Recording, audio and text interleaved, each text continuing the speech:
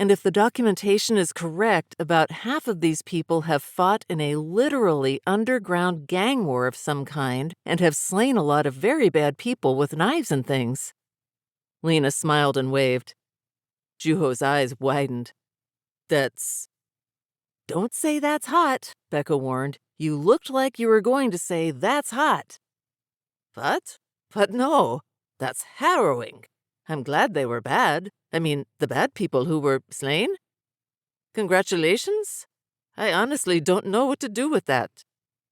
Once everyone had apartments assigned to them, the idea of just settling in interested no one but Becca.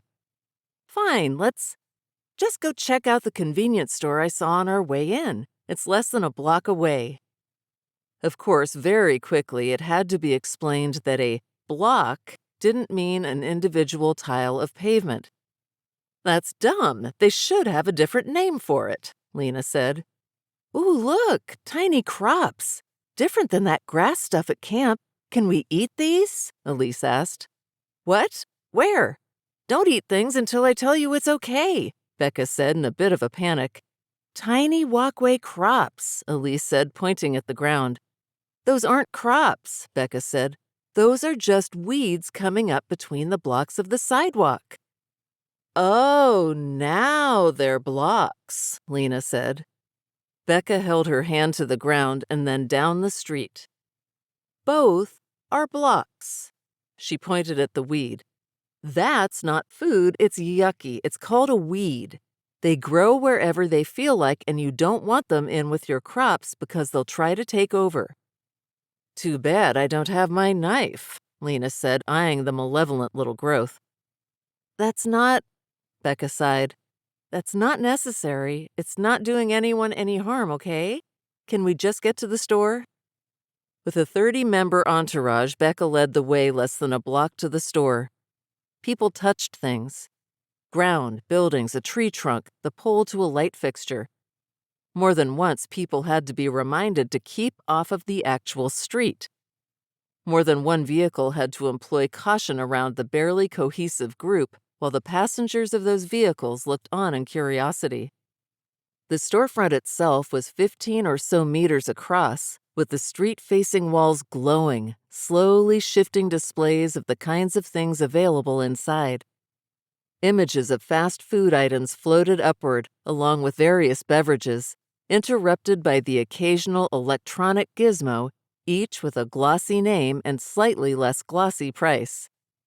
As the group approached the doors, they slid open, silent, other than a pleasant little tone. Okay, people, you all have money in your accounts, Becca said. And I guess it'd be mean to come here and tell you not to buy anything, but try not to get more than $10 worth. That's more than enough to get an assortment of little junk foods, a drink. The half-frozen things in the dispenser in the back are all probably going to be interesting. But do not touch things you don't plan to buy. Let's not make this the worst day of the month for the attendant. No messes. Welcome, everyone, the store attendant said with a meek wave. Let me know if I can help you find anything or if you have any, questions. Oh, you'll regret that, Becca said. They have questions. Before the attendant could ask details, Cody approached. Half-frozen things? I've seen frozen things in our lessons, but I've never actually touched ice. Do you have ice? Yes, in the back corner we have— I'm a beet farmer, the subject asked. Do you have beets? We can go look in the cans Holy crap, this is so good, proclaimed a citizen who had already gotten into a bag of chips. Don't eat anything you didn't buy, Becca pleaded to the little mob she'd inflicted upon the store. How do I buy something I ate already? Came the earnest reply. People, the attendant called out, having come to some level realization of the people's level of understanding. It's really best if you don't eat anything while in the store. But if it's too late, just hang on to the packaging and you'll be charged automatically as you leave. Yeah, Becca added to explain further. Any product you take past the doors gets detected and you auto-buy it. But like I said, try to keep your totals under $10. She turned to the attendant as the group continued to explore every nook and cranny. "I'm so sorry. I should have taught them more about how this kind of place works before we came. Let me toss you my ID," she said, poking a button on her terminal. "If there's damages or anything after we go, I'll make sure it gets taken care of." From the back, an elated cry was heard. "You can just suck the frozen stuff out of the machine. You don't need a cup." Eyes wide with terror, Becca turned her attention towards the back.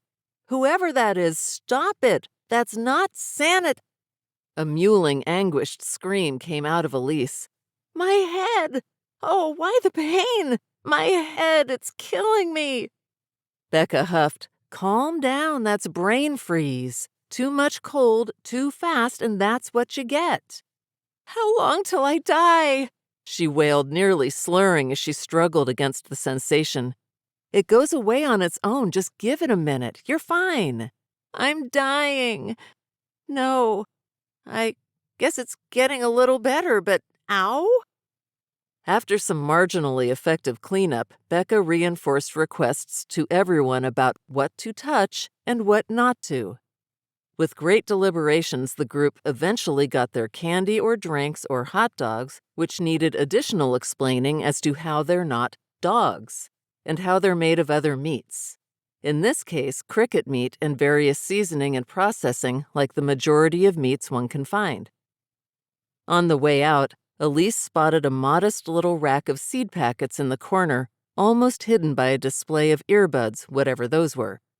The pictures on the packets told her what each looked like, but only a few were of foods she knew. They were all really cheap. Potato, watermelon? The seed packet with a picture of a rose was interesting to Elise. This rose thing looked kind of like the ketchup chips she'd seen Lena gobbling. Worth the meager price to try to grow. The bag of chips cost way more than the seeds, so it seemed like a prudent purchase. A growable alternative to the bagged chips sounded great, and they're probably better fresh. She could surprise Lena when the roses are ready to harvest, assuming she could find a spot to plant them. It didn't look like there was soil available here. She thought about asking the attendant, but between mopping spilled frozen stuff and answering an endless barrage of questions from everyone, Elise didn't feel like pushing her luck. When the group finally left, most with more than $10 worth of junk food, Becca embarrassedly thanked the attendant, sandwiched between apologies.